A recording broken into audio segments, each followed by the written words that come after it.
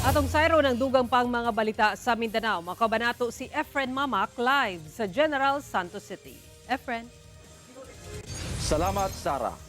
Patay ang usa ka tricycle driver human gipusil samtang namasahero sa General Santos City. Usas sa upat ka mga pasahero patay sab human madamay sa insidente. Pagpanimalos, usa sa ginalantaw nga motibo sa krimen, batok sa mga tricycle driver nga duna matutpay kasong pagpanglugos. Aniya ang detalye.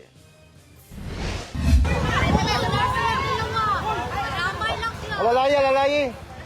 Nagkaguliyang kini mga residente, diyang napalgan nga nagkadugo kining 32 anyos nga lalaking tricycle driver human kalit kining gipamusil sa Aparente Street, Barangay City Heights, General Santos City pasado alas 2 sa hapon adlang Lunes. Residente kini sa Lower Nopol B, Barangay Mabuhay. Apan, makita sab sa video ang pagtinabangay sa mga residente sa pag-alsa aron madala sa ospital kining nagkadugo nga 24 anyos nga babaeng pasahero nga usa ka registered nurse nga taga Sultan Kudarat. Apan ang mao mga biktima gideklarang dead on arrival sa ospital. Matud sa General Santos City Police, ang maong tricycle driver naghatod sa iyang upat ka mga pasahero.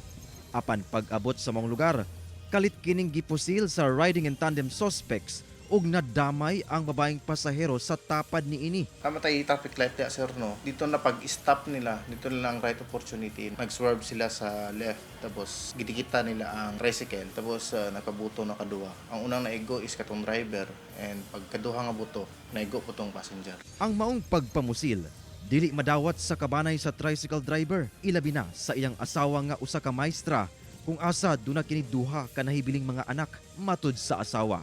Una pa man ang insidente, doon na kuno'y nagapaniid sa address sa iyang bana. Iyang mga friends ang nakaingon nga naa daw na nagapangita sa iya haba, nagapangutan na asa daw ang balay ni kani kung bana. Tapos ako po sir, naka-experience po ko dito sa balay kay ako ra man isa dito. Gabi nang kanang naitao sa gawas ba. Tapos nagkahud-gahud ko kay para to tell sa ilang nga naa sa gawas nga naitao diri. Matod sa PNP, ang maong tricycle driver dunay daang kaso nga pagpanglugos apan nakapiyansa. Personal grudge ang posibleng motibo sa krimen, sumala sa PNP.